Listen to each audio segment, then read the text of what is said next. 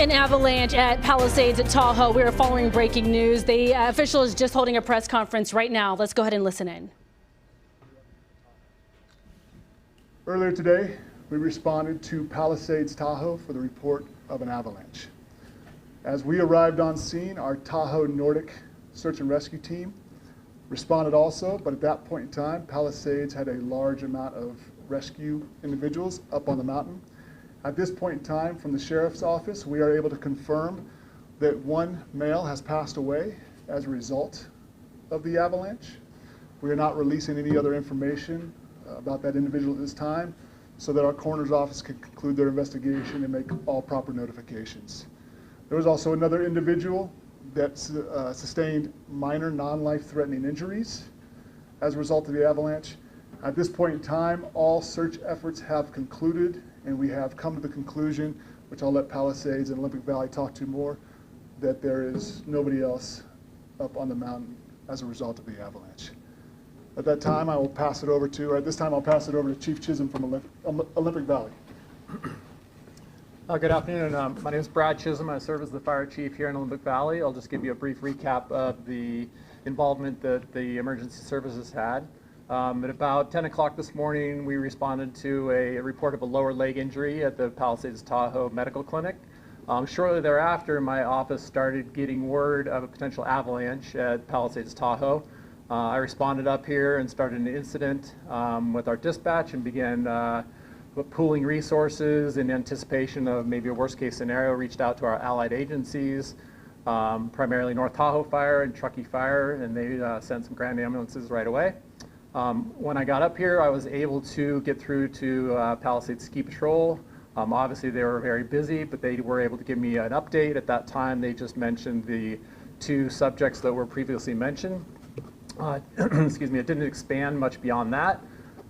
Following that, we entered into a unified command with myself and Placer County Sheriff and Palisades Tahoe, and began the command portion of the incident. As mentioned, the majority of the incident happened up on the hill and was managed by Palisades Tahoe, and emergency services just did the overhead portion of it.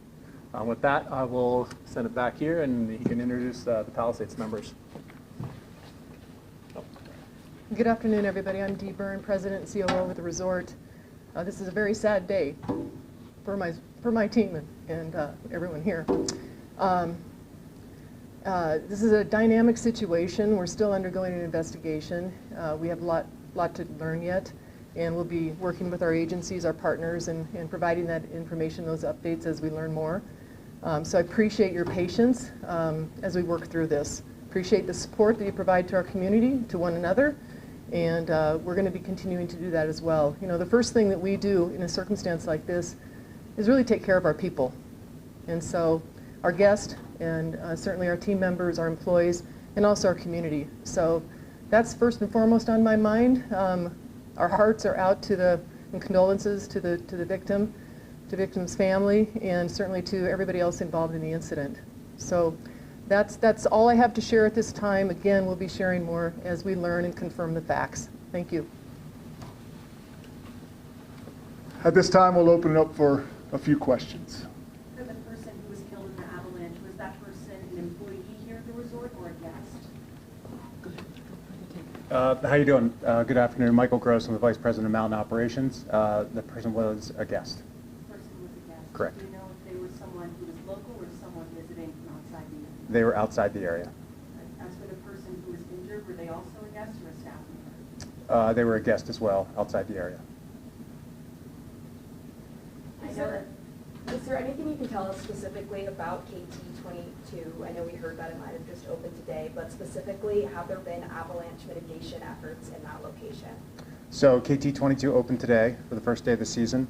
We've had Ski Patrol up there doing avalanche control assessment since Sunday. So for the past few days, they've been up there doing control work, evaluating weather conditions, setting up all the safety markings, hazard markings, et cetera, to get it prepared for today's opening.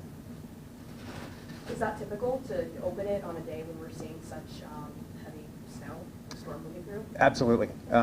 We'll evaluate the conditions, and based on our expertise and our experience and the history, if we deem this condition safe, then we will open the terrain.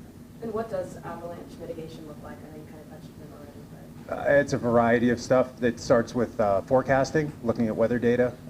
We've got decades worth of weather data that we're always resourcing or referencing. It's looking at current forecasts, it's looking at all different models, it's looking at wind speed, snowpack, density, wind direction. There's a variety of things that go into play. And the people that are doing the work are truly experts in their field.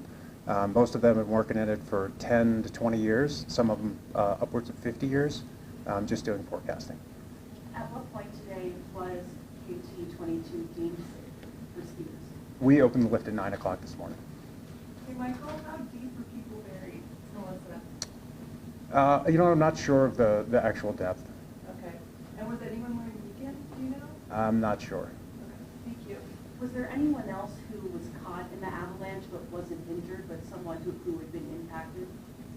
There were 2 other people that were caught in the slide, and they were both, one of them was, I think, extracted by her partner, and the other one was assisted by some other guests. Can you clarify how many people in total were injured again? There were 2 people that were caught and 2 people that were buried.